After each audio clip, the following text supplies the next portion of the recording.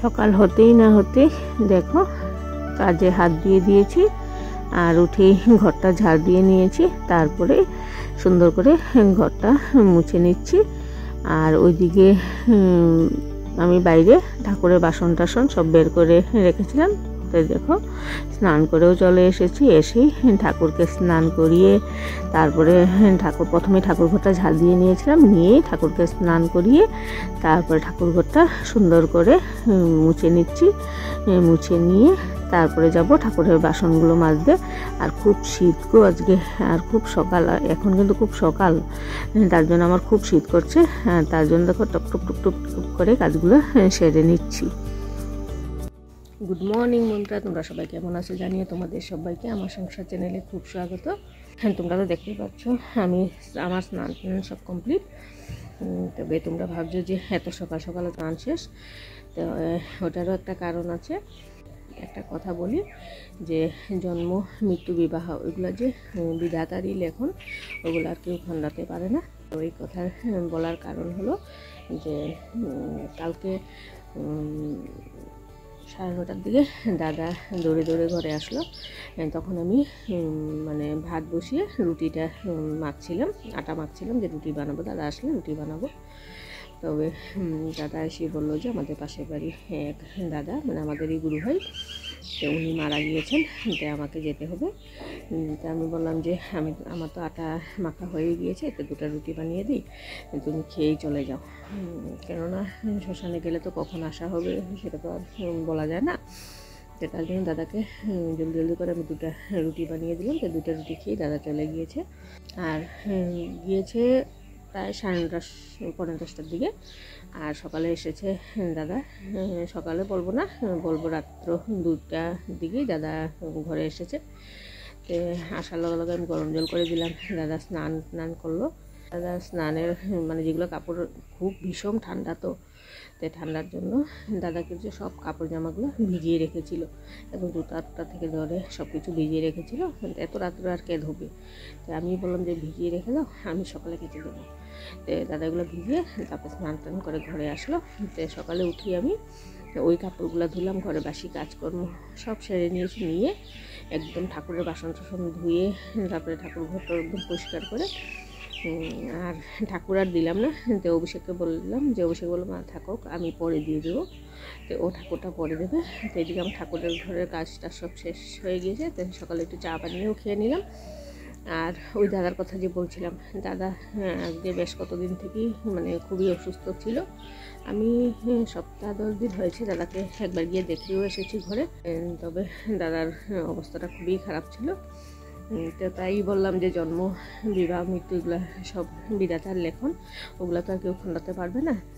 তো দাদার শুনেছি, মানে দাদা বলেছে যে যেই দাদা মারা গিয়েছে ওই দাদার মেয়েও এসেছে, জামাইও এসেছিলো, কিন্তু জামাই আজকে সকালেই চলে গিয়েছে, তবে মেয়ে আছে। তো যাই হোক, ভালো কথা যে মেয়ে মানে শেষ দেখা বাবাকে, মানে বাবার পাশেই ছিল, বাবাকে দেখতে পেয়েছে। তবে দাদা সকালে এসে এখনও ঘুমাচ্ছে দাদা কিন্তু এখনও ওঠেনি। আর 2টার সময় আসছে ঠিকই, এসে স্নান করে ঘুমাতে ঘুমাতে প্রায় 3টাই বেজে গিয়েছিল। তো 3টার দিকেই দাদা শুয়েছে। তবে আমারও ঘুম ভালো করে লাগেনি। একটা মানুষ বাইরে থাকলে দেখো ঘুম কিন্তু আসে না। এমনি লেপের তলে মানে বিছানায় ছিলাম, কিন্তু আমার ঘুম আসছিল না। তো ওই দাদা আসার পরে 3টার দিকে তখনই আমি একটু ঘুমিয়েছি। তো যাই হোক, দাদা শুয়েছে, শুয়ে থাকুক।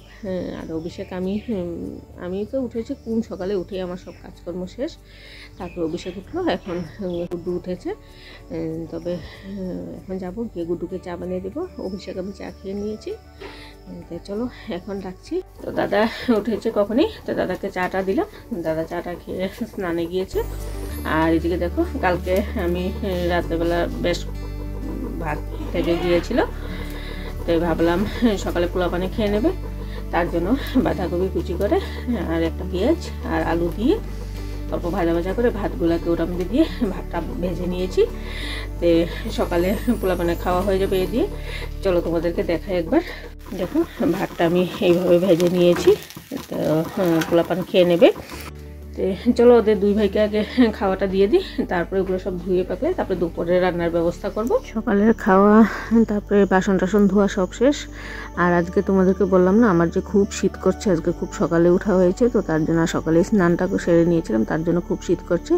তাই ভাবলাম যে অল্প রোদ্রুতে বসি, তারপরে যাব রান্না করতে। তো এইদিকে জামাইবাবু এসেছিলো, তো জামাইবাবুর সাথে বসে গল্পও করছি আর রোদও খাচ্ছি। তো দেখো এদিকে এলো আমি যত লেপ তুষক বালিশ সব রোদ্রুতে দিয়েছি আজকে। আর কাপড় জামা ভিজিয়ে রেখেছিলাম, যে তোমাদেরকে তো বললাম এই সব ধুয়ে টুয়ে দিচ্ছি। আর এদিকে জামাইবাবুর সাথে আমি বসে বসে গল্প করছিলাম। ওদিকে দেখো তোমাদের দাদাও চলে এসেছে। ওই দাদার সাথে মানে আমাদের যে কিনার দিকে ঘর বানানো হচ্ছে, তো ওই দাদাকে সাথে নিয়ে এসেছে, জানি না ওদের কিছু কাজ আছে কি জানি। তো দাদা এসেই ওইদিকে চলে গেল। আর আমি এদিকে জামাইবাবুর সাথে বসে বসে গল্প করেই যাচ্ছি। এই যে দেখো রান্না করতে করতে আমার বড় ছেলে অভিষেকের এখন মন হয়েছে যে কমলা মাখা খাবে, তার জন্য কমলাটা ছুলে নিচ্ছি। আর এদিকে দেখো রান্না আধা হয়েছে, এখনো হয়নি সম্পূর্ণ, ডালটা সবার দিব। আর এদিকে দেখো কমলাগুলো ছুলে দিচ্ছি ওকে, ও নিজে মাখিয়ে নেবে, নিয়ে তারপরে খাবে। আর এদিকে আমি রান্নাটা সেরে নেব। তো বন্ধুরা চলে এসেছি রান্না করে, চলে এসেছি মানে মোটামুটি আমার রান্না কমপ্লিটের দিকেই। তো চলো আজকে দেখাই তোমাদেরকে কি কি রান্না করলাম। এই যে এখানে দেখো, এখানে করেছি মসুরের ডাল, এই মাত্রই নামিয়েছি পেঁয়াজ সম্বার দিয়ে। আর এখানে দেখো এখানে আলু দিয়ে আর ডিম আমলেট করে ঝোল করেছি, একদম লাল লাল ঝোল। আর এইদিকে দেখো আমি শিমলা মরিচের বড়া করব বলে ওখানে পুর ঢুকিয়ে রেখেছি। ওখানে হলো আলু সিদ্ধ করে মশলা টশলা দিয়ে একটা পুর বানিয়েছিলাম, ওটাই মেখে সব ঠিক করে রেখেছি। বড়াটা হয়ে গেলে তারপরে ভাতটাও বসিয়ে দেব। দাদা এখনও আসেনি, আমার দুই ছেলের স্নান টান কমপ্লিট, ওরা বসে টিভি দেখছে। আর একজন বড়জন টিভি দেখছে, আর ছোটোজন মনে হয় রোদ্রুতে বসে আছে। তো দাদা আসুক, আসলে পরে ভাতটা দিয়ে দেবো। তবে দেখো বন্ধুরা আমি ভাতটা খেয়ে অল্প শুয়েছিলাম, শুয়ে উঠে এই মাত্র উঠলাম। আর শুয়ে থাকলে হবে না, বিকেলে কাজগুলো পড়ে আছে ওগুলো করতে হবে, তার জন্য উঠে পড়েছি। বিকেলের ঝাড়টার দেওয়া, কাপড় তোলা, বাসন বাইরে আছে ওগুলো আনতে হবে, তো বিকেলের কাজগুলো সেরে নেব। আর বেশিক্ষণ আর পড়ে থাকতে পারবো না। তবে রোদ্রুটাও মনে হচ্ছে চলে গিয়েছে, কখনই চলে গিয়েছে। আজকে রোদ্রু উঠেছিল ভালোই, কিন্তু রোদ্রুটা যে একদম মানে তেজ ছিল না। ভাতটা খেয়ে অল্প বসেছিলাম রোদ্রুতে, কিন্তু গায়ে লাগছিল না রোদ্রুর আলোটা। তো এসেই শুয়ে পড়েছিলাম। তবে এখন আর শুয়ে থাকলে হবে না, চলো বিকেলের কাজগুলো সেরে নিই। উঠে পড়েছি, উঠেই চোখে মুখে জল দিয়ে আসলাম এখনই। এবার যাব বিকেলের কাজগুলো সেরে নেব।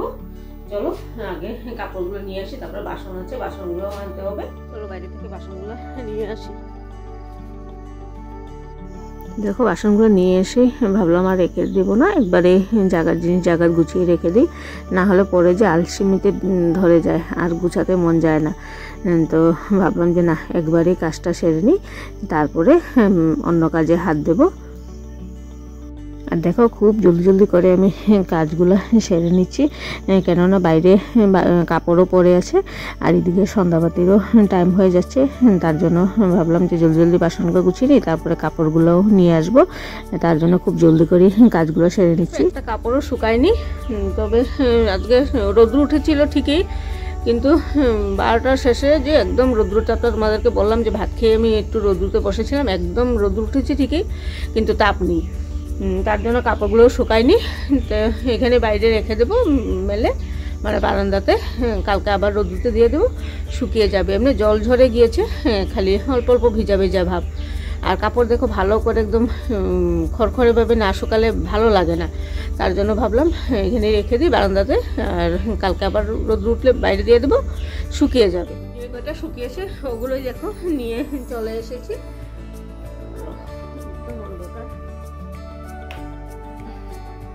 ওগুলো নিয়ে এসেছি, একবারে গুছিয়ে রেখে দেবো। চলো নেতা নেতা কাপড়গুলো তো ভালো করে শুকায়নি, ভালো লাগে না ওইরকম কাপড়। কি করবো, উপায় তো নেই, করতে তো হবেই।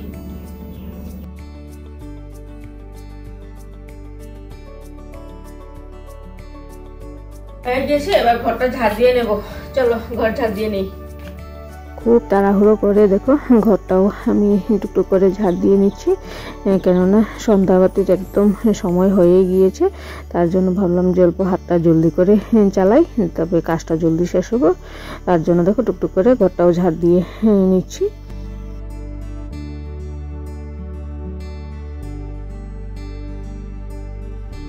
তো দেখো বিকালে সব কাজকর্ম সেরে নিয়েছি, সন্ধ্যাবাতিও দেওয়া হয়ে গেছে।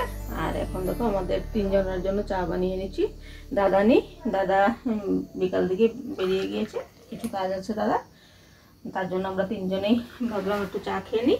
তার জন্য চাটা দেখো বানিয়ে নিচ্ছি।